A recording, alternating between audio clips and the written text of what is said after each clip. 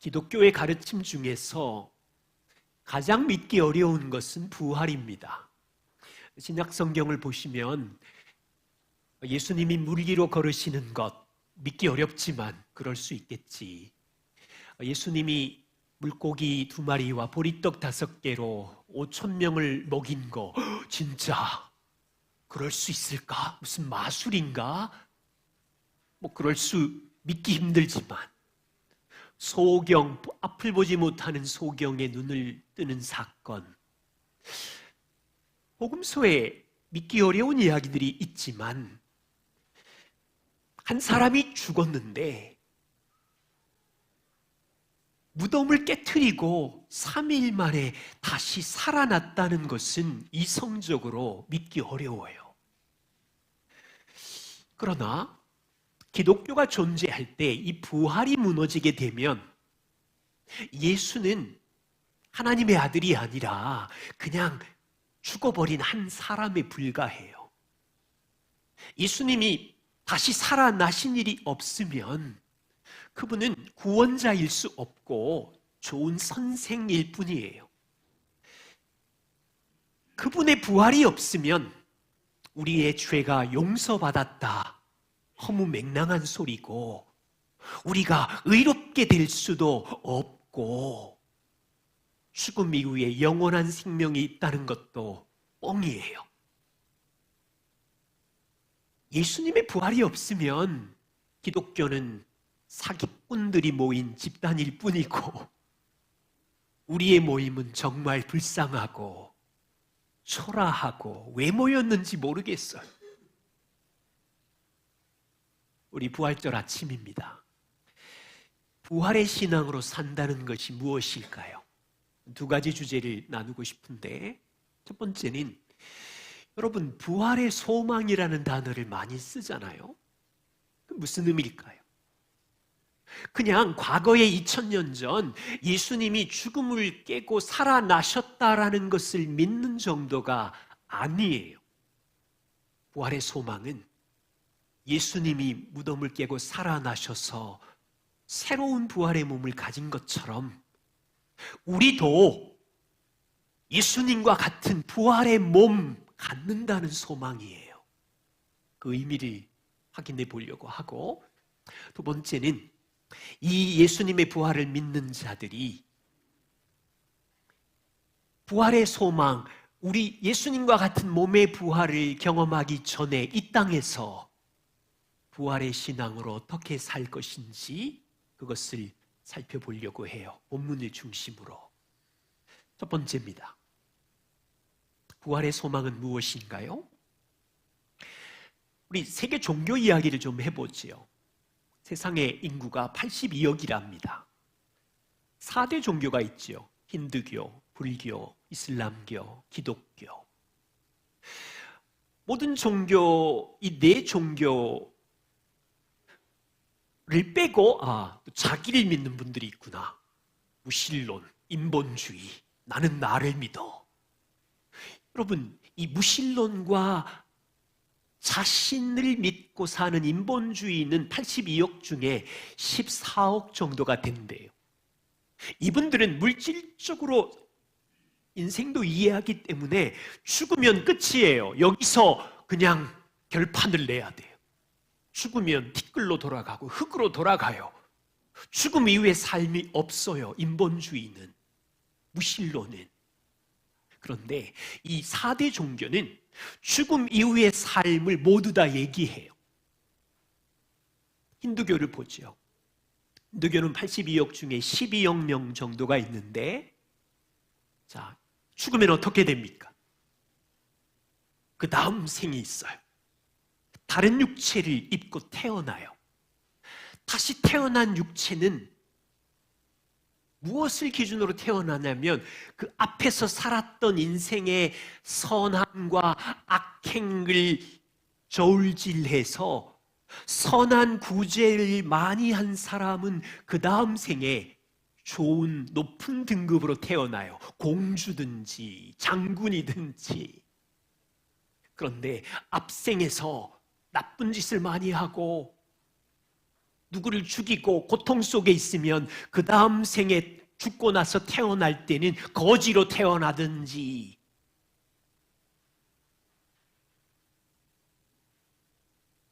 힌두교의 죽음 이후의 삶이 보이나요? 첫 번째 삶이 있고, 죽으면 다시 윤회라 그러죠. 환생이라 그러죠. 다시 태어날 때는 앞생에서의 선행과 악행을 따라서 무한 반복으로 다시 태어나고, 마지막은 해탈, 윤회에서 벗어나는 것. 불교를 한번 보세요. 불교는 82억 중에 5억 명인데 힌두교와 비슷해요. 앞생에서 죽으면 다시 태어나는 반복된 무한반복의 윤회가 있는데, 마찬가지로 앞생에서의 선행과 악행에 따라서 그 다음 생에 태어날 때는 장군으로 태어나기도 하고, 악한 일을 많이 하면 동물로 태어나기도 하고, 개, 소, 고양이. 불교의 목표는 열반으로 들어가는 거예요. 고통을 벗어나고 욕심이 없는 상태, 열반으로 들어가는, 무한반복하다가 세계 인구의 82억 중에 21억 명인 이슬람교도는 어떻습니까? 죽음 이후의 이슬람의 삶은, 이 땅에서는 유일신 알라를 믿죠? 그들이 가진 경전 코란을 믿잖아요. 이 이슬람은 무한반복, 다시 태어나고 죽고 태어나고를 반복하지 않아요. 단 한 번의 삶, 단 한 번의 삶. 한 번의 삶을 살고 죽으면 전능자 유일신인 알라 앞에 서서 심판을 받죠. 알라는 저울을 가지고 땅에서 어떻게 살았는지 선행과 악행을 저울질하지요. 평가해요. 그래서 알라를 믿지 않고 엉망으로 살았던 자는 무시무시한 지옥불에 던지고, 알라를 사랑하고 인정받는 선행의 삶을 산 사람은 천국으로 데리고 가고, 이슬람이 말하는 천국은 굉장히 육감적이고 남성을 위한 공간이고, 구체적으로 들어가면 너무 이상한 천국이, 이슬람교의 교리는 한 번의 삶이고 그 다음에 죽으면 알라 앞에 최후 심판을 받고, 그리고 천국과 지옥으로 나누어져요. 부모 여러분, 우리 자녀들이 한 중학생쯤 되면 4대 종교의 교리를 공부하면서 기독교와 어떻게 다른지 배우는 것도 필요합니다. 기독교는 어떻습니까? 우리는 죽음 이후의 삶을 천국에 들어간다라고 말하죠. 그런데 놀라운 독특성이 있어요. 우리는 천국에 어떻게 들어갑니까? 땅에서 내가 쌓은 선행과 내가 쌓은 좋은 일을 쌓아서 들어가는 곳이 아니잖아요. 하나님은 모든 사람이 죄인이래요. 하나님의 기준으로 볼 때는 땅에서 인간이 쌓은 착함과 선행으로는 누구도 거룩하신 하나님 앞에 설 수 없는 죄인이래요. 그래서 하나님은 구약의 수많은 약속들을 통해서 자기 아들 예수 그리스도를 이 땅에 인간의 몸으로 보내셨어요. 요한복음 3장 16절, 하나님이 세상을 이처럼 사랑하사 어떻게 자기 독생자를 보내셨으니, 그 독생자를 믿는 자마다 착한 선행을 쌓아서가 아니라 보내신 독생자를 믿는 자마다 멸망하지 않고 영원한 생명을 주리라 약속하셨어요. 하나님은 우리를 사랑하사 인간의 힘으로는 누구도 자기가 쌓은 선행으로는 천국에 올 수 없음을 아시고는 아들을 이 땅에 보내시고, 아들이 행하신 복음의 완성의 사역을 통해서 모여 그의 삶과 십자가를 믿어 죄 사함을 주시고 그분의 다시 사심을 믿어 그들에게 새 생명을 주시고 하나님과 연합하게 살다가 오직 은혜로 천국에 들어가도록. 자, 이해가 되세요? 다른 종교와 기독교의 독특한 구원이 이해가 되시냐고요. 기독교의 구원은 아주 독특한 한 지점이 있는데 영혼의 구원만이 전부가 아니라는 거예요. 죽어서 몸은 티끌로 가고 우리의 영혼만 하나님의 품에 들어가는 구원이 완성이 아니라는 거예요. 기독교에서 말하는 구원의 완성은 이 땅에서 여러분 부모님 돌아가셔서 화장장 하잖아요. 영혼은 주님 품에 안기지만 그 몸은 불구덩이에 던져서 티끌 죄를 가지고 나오잖아요. 그런데 예수님이 재림하셔서 왕으로 오실 때 무슨 일이 일어난다고 해요? 티끌로 죄가 된 그 티끌들이, 그 흩어진 먼지들이 왕이 오실 때 그 모든 티끌들이 살아서 죽음에서 일어나서 몸의 부활이 된 다음에 영혼과 하나가 되는 새로운 창조. 그때 모든 육체는 다시 살아나겠지만 모든 신자들의 육체는 그리스도와 같은 완전한 부활의 몸을 입게 될 것이다. 이것이 다른 종교와의 독특한 기독교의 죽음 이후의 삶이에요. 그냥 공식으로 말하면 기독교도 순한 윤회가 아니라 한 번의 삶을 하나님께서 우리에게 주셨는데 죽으면 영혼은 주님 품에 안기게 되지만 아직 미래에 예수 그리스도의 왕이 안 오셨지요. 왕이신 예수님이 다시 재림하시면 그리스도인들은 예수님의 몸과 같이 그리스도가 첫 열매, 부활의 첫 열매라면 우리는 그때 우리의 티끌이 된 몸이 영혼과 하나 되어서 몸의 부활을 이루고 그리고 하나님 앞에 심판을 받은 후에 천국과 지옥으로 나누어진다. 이것이 기독교의 죽음 이후의 삶이에요.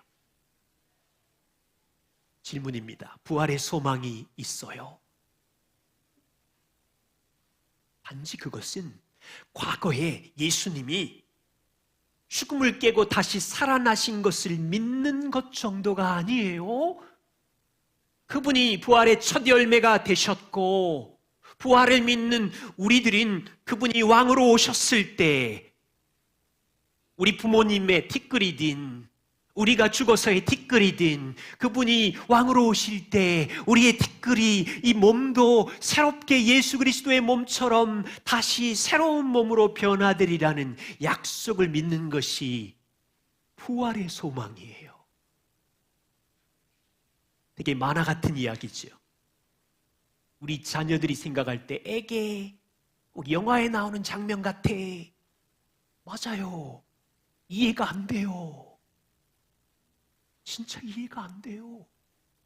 근데 친구 여러분, 조그만한 씨가 땅에 들어가서 거기서 썩어버렸는데 다시 봄이 되면 생명이 일어나서 거대한 나무가 되고 열매가 맺는 건 이해가 돼요? 자연의 섭리를 잘 생각해 보세요.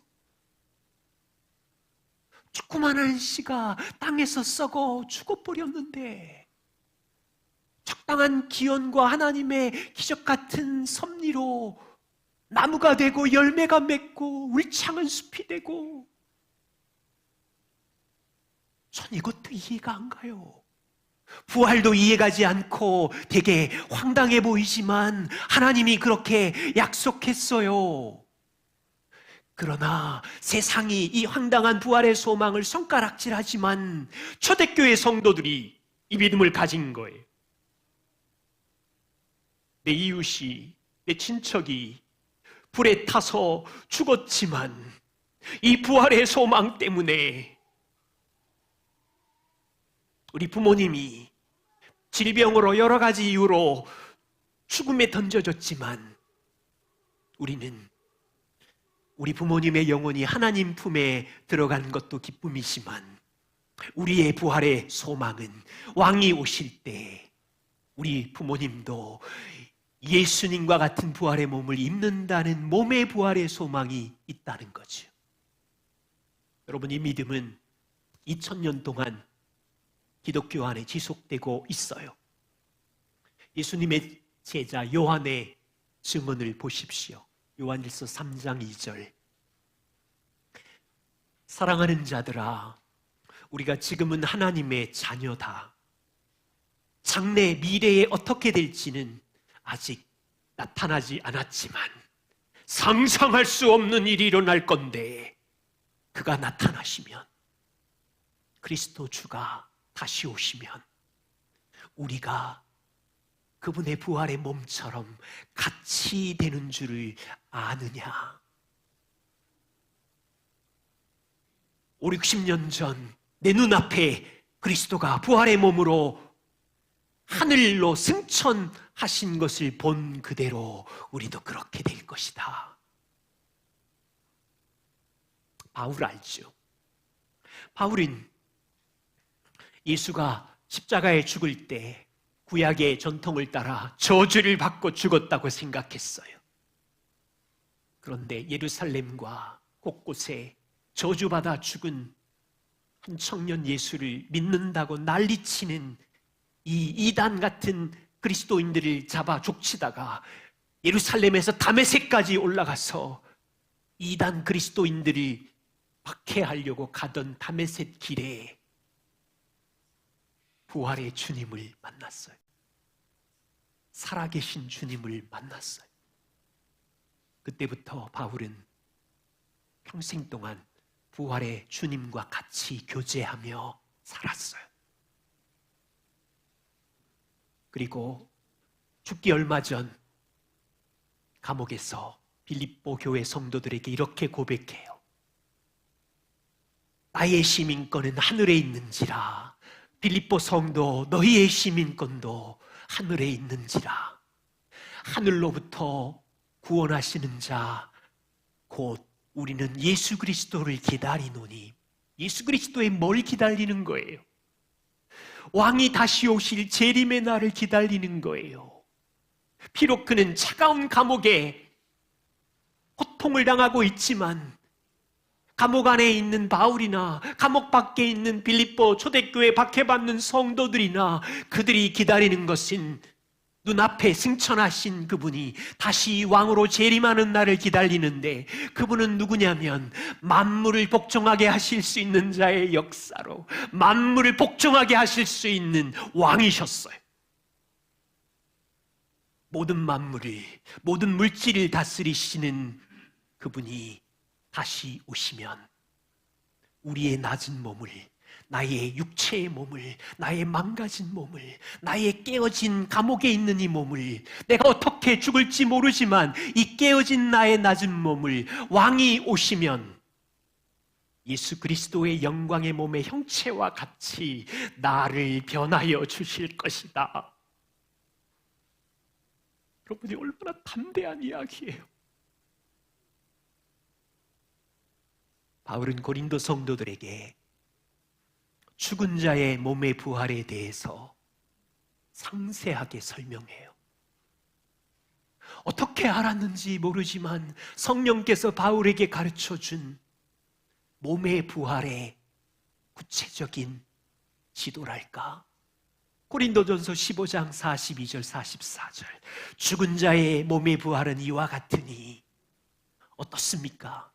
우리가 입어야 되는 새로운 몸은 썩을 것으로 심고 썩지 아니할 것으로 살아났으며, 우리는 지금 썩을 몸을 가졌고 노쇠한 몸을 가졌지만 우리가 입을 새로운 몸은 더 이상 늙지 않는 몸이며 질병에 걸리지 않는 몸이며 썩지 않는, 죽지 않는 몸인데, 우리의 지금 몸은 욕된 것이지만 다시 입을 몸은 영광스러운 몸으로 다시 살 것이며, 우리의 지금 몸은 깨어지고 약하여진 몸이지만 새로운 몸은 강한 몸으로 다시 살 것이며,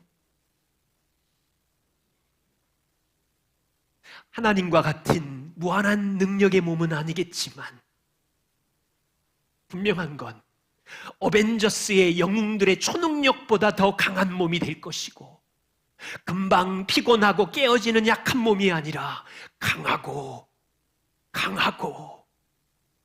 신령한 몸을 주신대요. 여러분, 바울은 흥분해서 이 말을 하고 있는데 여러분은 이 말이 흥분이 되나요? 소망이 되나요? 세상 사람들은 이해 못하지만 이것을 믿는 사람들을 바보라고 말하고 맹신자라고 손가락질하지만 초대교회의 믿음도 우리의 믿음도 이거잖아요. 저와 우리는 과거에 예수님이 무덤을 깨고 살아나셨다는 그 역사적 사실, 그것만 믿는 자가 아니라 예수의 부활을 믿는 자들에게 죽음 이후에 반드시 썩지 않고 쇠하지 않는 영원한 몸, 부활의 몸을 입고 영원히 산다는 것을 믿는 거예요. 여러분, 자신 있어요. 이 땅의 다원주의와 포스트 모던주의 사회에서는 여러분이 만나는 직장인들, 학교 친구들은 이 부활의 소망을 비웃을 텐데 이 믿음을 붙들고 살 자신이 있어요. 이거 얘기하면 왕따 당할 텐데, 이 부활의 믿음은 힌두교에도 없고 불교와 이슬람교와는 차원이 다른 하나님의 비밀인데, 이 부활의 소망이 무너지면 교회는 그냥 예수 잘 믿어서 성공하자는 성공거래소밖에 안 되고, 교회는 그냥 커뮤니티 친목단체일 뿐인데, 복음의 비밀이고 성도가 붙잡아야 되는 이 부활의 소망이 우리에게 계속 묵상이 되고 믿음이기를 소망해요. 두 번째입니다. 이 부활의 신앙을 가지고 우리는 어떻게 살아야 할까요? 다메섹에서 부활의 주님을 만난 바울은 평생 예수님과 함께 살면서 부활의 신앙을 고백했어요. 7절입니다. 우리가 이 보배를 질그릇에 가졌으니, 바울만 가진 게 아니에요. 고린도 교회 성도, 복음을 믿는 그들도 질그릇 안에 보배를 가졌대요. 바울의 진단은 정확해요. 우리는 질그릇이에요. 흙에서 왔고 흙으로 돌아가는 질그릇 같아요. 어쩌면 이 말은 정확한 표현인데 우리는 깨어지기 쉬운 항아리처럼 약한 존재라는 의미예요. 야구방망이 가지고 질그릇을 한 방 쳐버리면 와장창 깨어지겠지요. 차가 와서 여러분을 살짝만 박아도 다리와 팔과 부러지고 깨지기 쉬운 질그릇 같지요. 누가 여러분에게 너는 정말 이기적이야 라고 말 한마디만 들어도 하루 종일 감정이 휘청거리는 질그릇 같지요. 집에서 딸이 엄마는 진짜 형편없어, 부모가 아닌 것 같아 라고 말을 들으면 이거는 좀 세다. 한 몇 달 가요. 화가 나고 작은 말 한마디에 와르르 무너지는 약한 질그릇. 그런 놀라운 비밀이 있어요. 이 깨어지기 쉬운 질그릇 안에 세상 최고의 보배가 있대요. 여러분 안에 있어요. 고린도후서 4장 6절에 바울은 예수 그리스도의 얼굴에 있는 하나님의 영광을 아는 빛이 너희 마음에 있느니라. 성령께서 우리 마음에 그리스도의 영광을 심어주셨어요. 바울은 갈라디아 2장 20절에 이제는 내가 산 것이 아니라 오직 내 안에 그리스도가 사신 것이니 여러분, 그분은 보좌 위에 계신데 성령이 그 안에 들어가서, 성령은 그리스도의 영이니 초대교회를 지나며 내 안에 그리스도가 사신대요. 골로새 교회를 향해서는 비밀이 있는데 너희 안에 계신 그리스도니, 너희가 복음을 믿었느냐? 너희 안에 부활하신 주님이 계신 것이니 이것이 비밀이며 영광의 소망이다. 바울은 다메섹에서 만난 부활의 주님과 함께 바울 마음 안에 있는 이 주님과 30년 가까이 살면서 이 신비한 비밀을, 자기는 깨어지기 쉬운 질그릇이지만 복음을 믿는 고린도 교회에게, 갈라디아 교회에게, 골로새 교회에게 너희 마음 안에 보배이신 그리스도가 사는 비밀을 얘기하고 있어요. 콜라를 담으면 콜라병이고 쓰레기를 담으면 쓰레기통인데, 깨어지기 쉬운 질그릇 안에 하나님의 영광스러운 그리스도를 담았으니 우리는 얼마나 존귀하고 보배로운 자녀냐고요. 왜 깨어지는 것만 생각하냐고요. 내 안에 계신 보배가 내 정체성인지 모르냐고요. 여러분, 그리스도가 질그릇 안에 산다는 것은 복음의 핵심인데, 4대 종교를 연구해 보세요. 세상의 어떤 종교도 그 종교를 믿는 자들 마음속에 교주가 들어가서 산다는 종교는 없어요. 불교인들이 부처가 내 안에 살아 말하는 거 봤어요. 유교인들이 공자가 내 안에 살면서 공자의 교훈을 가르쳐주고 있어. 그런 사람 없어요. 이슬람교 사람들도 무하메드가 내 안에 들어와서 하나가 되었다고 주장하지 않고, 공산주의 마르크스주의자들도 칼 막스가 내 안에 살고 있다고 하지 않고, 다른 종교인들이 자기 종교 창시자를 스승으로 존경하고 그 가르침을 배울 수는 있지만, 기독교의 독특성, 십자가에 비참하게 죽은 예수를 나의 구원자라고 고백할 뿐 아니라, 십자가에 죽은 그 예수가 내 인생의 주인이며 통치자라고 고백할 뿐 아니라, 그분은 다시 살아나신 분일 뿐 아니라 지금은 내 마음 안에 살고 계시고, 지금은 내 안에서 사랑의 교제를 하고 계시고, 이게 비밀이라고요.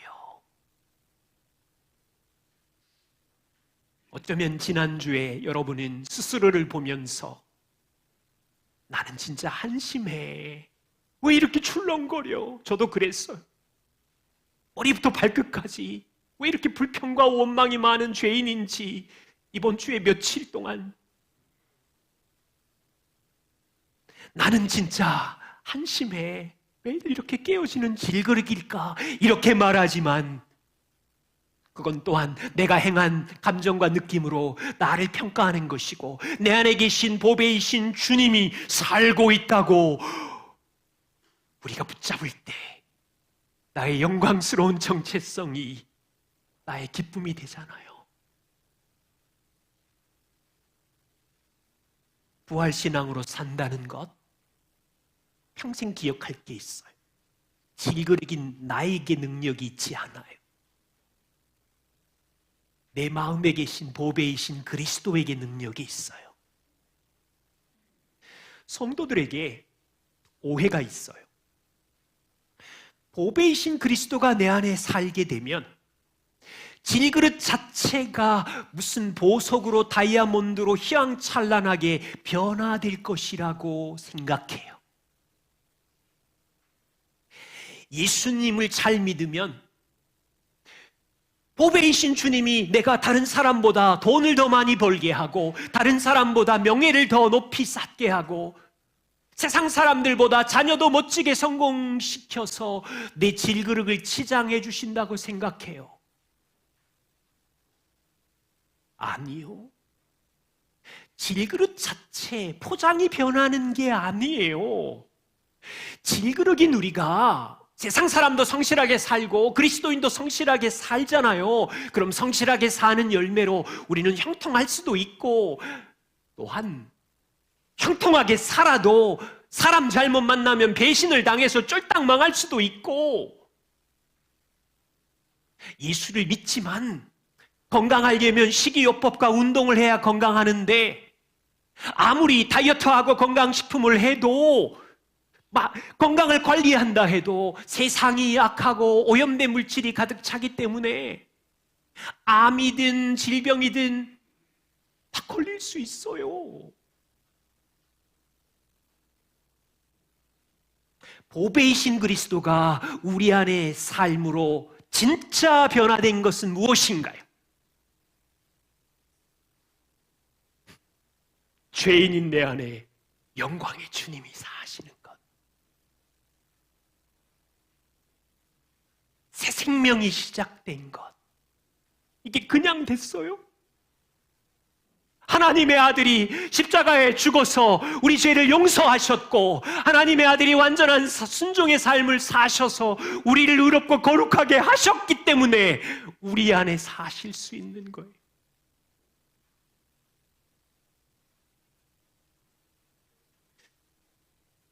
예수님이 우리 안에 사시는 이유는 단지 땅의 사람들처럼 너희도 겉모양, 질그릇 겉모양 치장하기 위해서 우리 안에 사시는 것이 아니에요. 주님이 우리 안에 사시는 이유는 인생을 너 혼자 고군분투하지 말라고, 내가 너의 주인이고 내가 너의 목자이고 너의 그 하찮은 지혜를 의지하지 말고 지혜 천단, 능력 천단이신 목자이신 그리스도의 인도와 돌봄을 받으라고 우리 안에 사시는 거예요.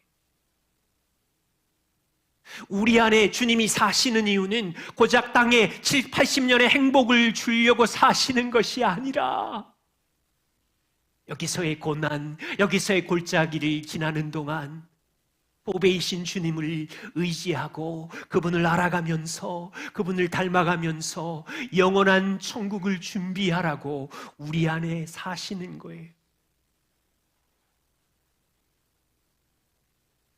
세상 사람과 예수 믿는 사람과의 큰 차이가 무엇일까요? 세상 사람들은 주일날 놀러 가고 예수 믿는 사람은 교회에 오는 것이 차이인가요? 세상 사람은 성공 자료책 읽고 예수 믿는 사람들은 성경 매일 보는 게 차이인가요? 가장 큰 차이는 세상 사람들의 마음에는 보배이신 그리스도가 살지 않아요. 보배이신 그리스도가 없으니 세상 사람들의 인생의 목표는 질그릇 자체를 꾸미고 사는 것이 목표일 수밖에 없지요. 어떻게 하면 내 인생의 질그릇을 좀 더 멋지게 만들까? 어떻게 하면 다른 사람이 내 인생의 질그릇을 찬란하다고 칭찬할까? 명품 가방을 끼면 되나? 좀 더 큰 차를 타면 되나? 멋진 외모를 치장하면 되나? 넓은 아파트와 많은 지식을 소유하면 되나? 질그릇을 치장하며 사는 게 목표이겠지요. 그런데 예수 믿는 사람은 질그릇을 꾸미며 사는 게 아니라 우리 안에 계신 영광스러운 하나님의 아들 보배이신 그분을 위하여 사는 거예요. 그분을 사랑하며 사는 거예요.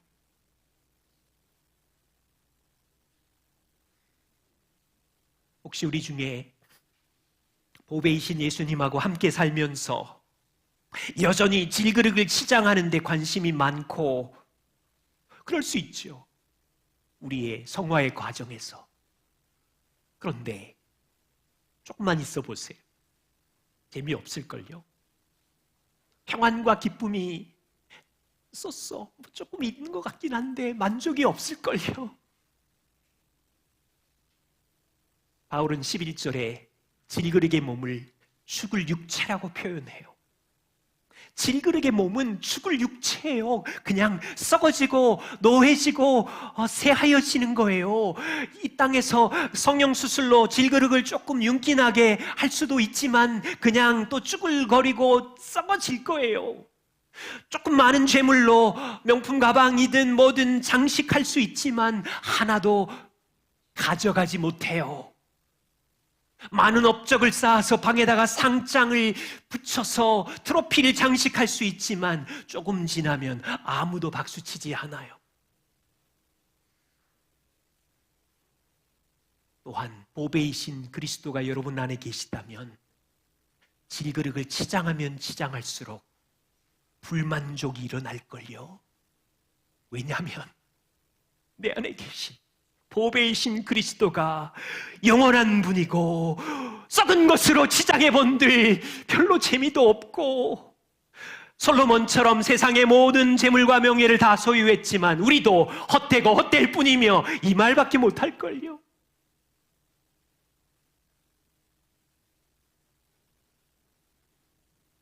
때로는 인생에서요, 우리의 질그릇이 좀 반짝거리고 예쁘게 치장해진 것 같을 때도 있고, 때로는 깨워져서 흠이 많은 것 같기도 하지만 우리의 진정한 만족은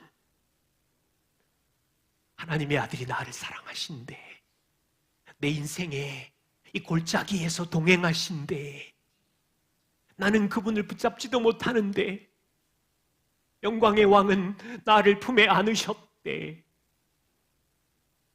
나는 가난한데 그분이 부유하대. 그리스도가 우리의 만족이 되는 거예요. 그래서 세월이 지날수록 알게 되는 것이 있어요. 와, 나는 진짜 깨어지기 쉬운 질그릇이었구나. 내게 능력이 없구나. 오직 내 안에 보배이신 하나님이 능력이셨구나. 이걸 알아가는 거죠. 세 번째 비밀이 있어요. 질그릇이 깨어질 때 예수의 생명이 나타나요. 보배이신 그리스도와 함께 사는 성도의 인생 한 토막이 8절과 9절에 설명되어 있어요. 믿음의 선배 바울은 정말로 솔직해요. 여러분, 요 두 구절 안에 질그릇이 깨어지는 모습이 담겨 있는데 한 4가지 진행의 순서들로 보여요. 첫 번째는 사방으로 동서남북으로 우겨쌈을 당하고 있어요. 우겨쌈, 괴롭힘, 괴로운 일을 당하고 있어요. 그래서 답답해요. 답답함은 내면의 고통이에요. 밖에서 우겨쌈, 괴로운 일을 당하니까 이 내면이 답답해 죽겠어요. 근데 박해가 있어요. 박해는 바깥에서 어떤 원수들이, 대적들이 공격하는 것인데 그 원수들이 아마 거꾸로 뜨렸나 봐요. 지어 때리고 박살내고, 그래서 지금 거꾸로 뜨려져서 쓰러졌어요. KO를 당한 상태예요. 바울의 몸은 깨어졌어요. 그의 내면은 상처를 입었어요. 자존심이 상했어요. 쓰러졌어요. 그런데 바울의 고백을 보세요. 마음 안에 보배이신 그리스도와 함께 있었더니 괴로운 무교쌈을 당하는데 그분의 능력으로 꺾이지 않고 견디고 있어요. 내면적으로는 답답한 일을 당하는데 보배이신 주님의 도움으로 낙심하지 않고 있어요. 원수들이 억울한 일로 박해를 하고 있지만 마음 안에 보배이신 그리스도의 격려의 말씀으로 버림을 당하지 않고 있어요. 쓰러져서 거꾸로 졌는데 그리스도의 능력으로 망하지 않았대요. 보배와 같이 인생의 골짜기를 헤쳐가는 모습이 이 짧은 구절에 나와 있어요. 바울의 육체는 깨어진 질그릇처럼 약해질 대로 쓰러졌지만 마음 안에 보배이신 그리스도의 능력으로 견디면서 그리스도를 배우고 그리스도를 알아가고 그리스도의 성품으로 다져가고 있는 중이에요. 바울이 그 다음에 이렇게 설명해요. 질그릇이 깨어지는 상황에서 바울이 어떻게 하는지 보세요. 10절, 우리가 항상 예수의 죽음을 몸에 짊어짐은. 11절, 우리 살아있는 자가 항상 예수를 위하여 죽음에 넘기움은. 바울은 조금 전 역경과 답답한 일과 핍박과 억울한 일이 깨어지는 상황에서 지금 자신을 어떻게 하고 있냐면 죽음에 자신을 넘기고 있어요. 어떤 죽음? 예수님의 육체적인 죽음처럼 예수의 죽음을. 자신도 그분의 고난에 동참해서 죽음에 넘기고 있어요. 분명히 바울의 몸과 마음은 질그릇이 깨어지듯이 죽음을 경험하고 있는데 바울 안에 사시는 그리스도를 의지하자 깨어지는 그 틈으로 마음 안에 계신 그리스도의 생명이 바깥으로 나타나기 시작하는 거예요.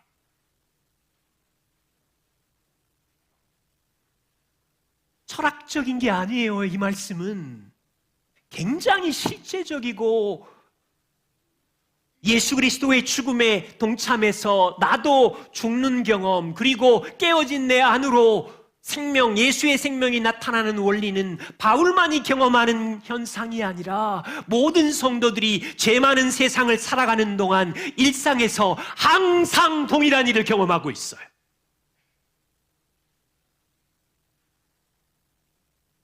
제 경우를 한 두 가지 소개하면,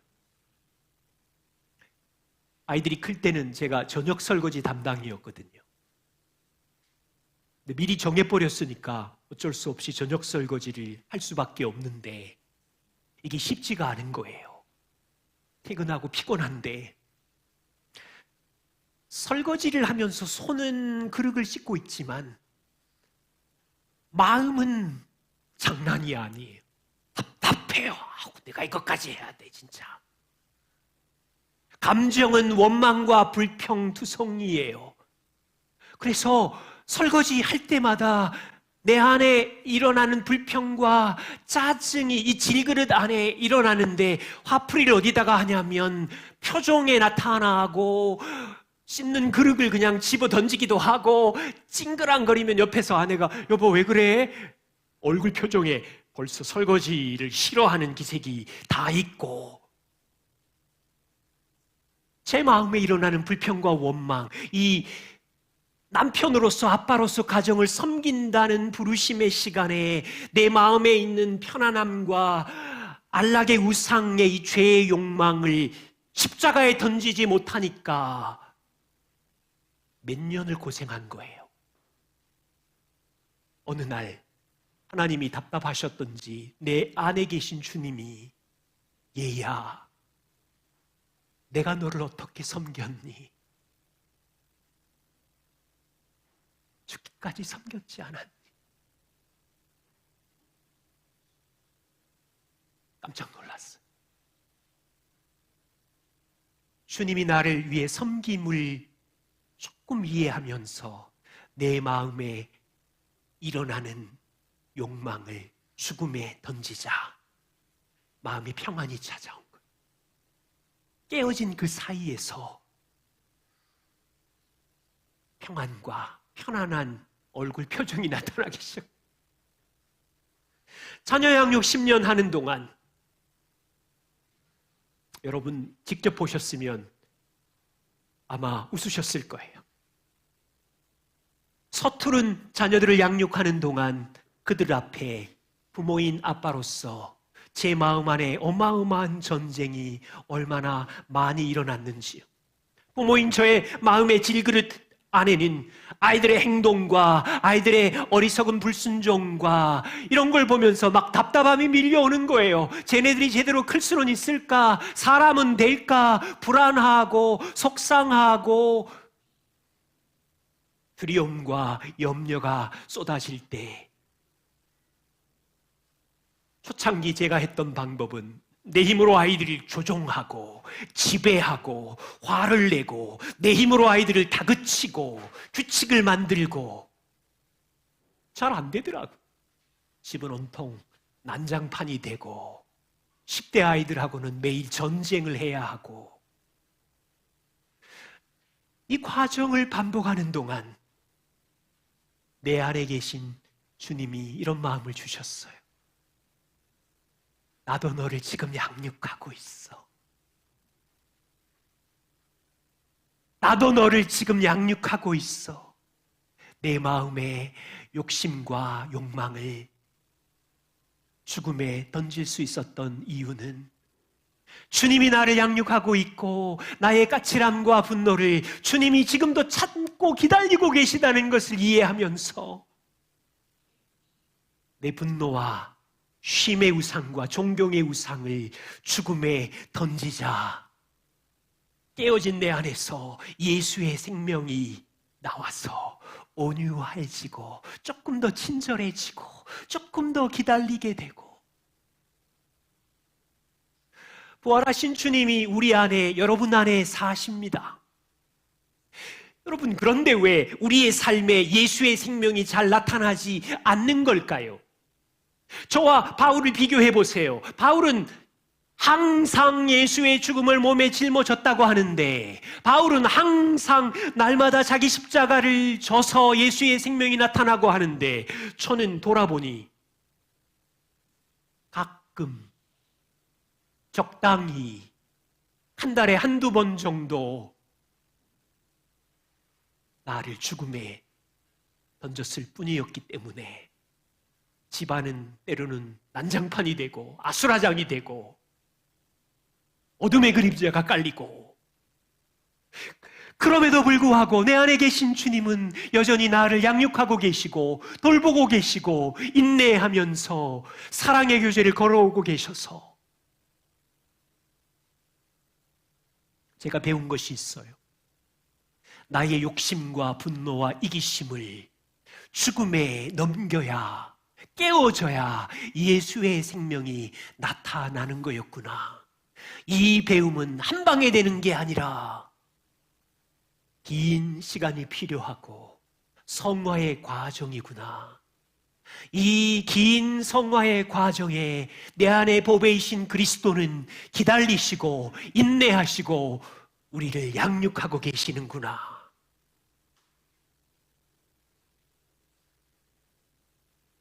부활의 주님이 우리 안에 사십니다. 만일 여전히 우리가 우리의 몸의 욕망을 죽음에 던지지 않는다면 예수의 생명이 나타나지 않겠지요.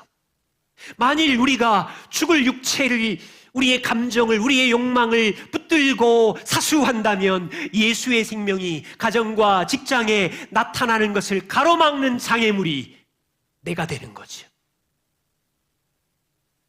우리가 가끔씩 자기 욕심과 이기심을 죽음에 넘긴다면 가정과 교회는 가끔씩 예수의 복음이 나타날 뿐이겠죠. 그런데 바울은 항상 자신을 죽음에 넘긴다면 죽음에 던져진 내 안에 깨어진 그 틈으로 예수의 생명이 우리 집에 비치겠구나. 우리 교회에 비치겠구나. 부활주일입니다. 부활의 신앙을 믿으세요. 그것은 미래에 될 일인데 땅에서 우리가 티끌이 되고 죽을 수 있지만 첫 열매로 부활하신 주님이 다시 오시면 미래에 우리를 영혼을 구원하실 뿐 아니라 우리의 몸을 구원하셔서 영원한 나라에 살게 된다는 이 소망, 부활의 신앙을 믿으세요? 그것은 여러분 안에 보배이신 그리스도가 왕 앞에 설 때까지 함께 살고 계시다는 진리를 믿는 거예요. 이것을 진실로 믿는다면 땅에 사는 동안 몸이 약해지고 질병이 있을지라도, 장애가 있을지라도, 부활의 신앙이 있으면 썩지 않는 몸, 강한 몸, 영광스러운 신령한 몸에 대한 약속을 가진 자이기에 몸이 좀 약해도 부활의 신앙으로 행복할 수 있어요. 이 땅에 우리가 월세를 살고 지하방 가난한 땅에 살아갈 수 있겠지만 이 신앙은 영원한 천국에 집이 있다는 약속이기에 이 땅에 억만장자 이상의 부유한 사람 부럽지 않은 기쁨과 행복을 가지고 살 수 있어요. 때로는 땅에서 좀 비천하고 조금 하찮은 직업을 가졌다고 사람들은 평가하면서 살 수 있겠지만 우리의 진짜 직업은 왕의 아들, 딸, 왕과 교제하는 하나님의 자녀라는 것 때문에 바뀌는 직업이 나의 정체성이 아니라 진짜 정체성으로 기뻐할 수 있어요. 때로는 땅에서 풀리지 않는 억울함, 손가락질을 받고 살 수도 있겠지만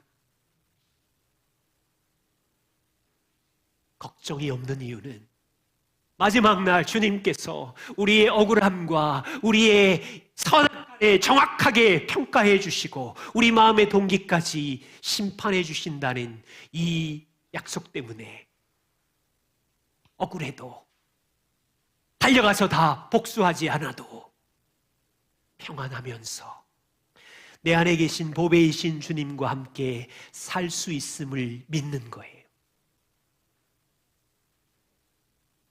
여러분, 예수님이 나 위하여 십자가에 죽어주심을 믿습니까? 그분이 무덤을 깨고 부활로 다시 살아나셔서 소망을 주신 것을 믿습니까? 그렇다면 땅에 잠깐의 7, 80년의 행복의 통장이 조금 부족하다고 불평하는 건 이상한 거예요. 주님이 주신 자리에서 내 안에 보배이신 주님과 함께 살면서 이 믿음으로 같이 걸었으면 좋겠어요. 기도하겠습니다.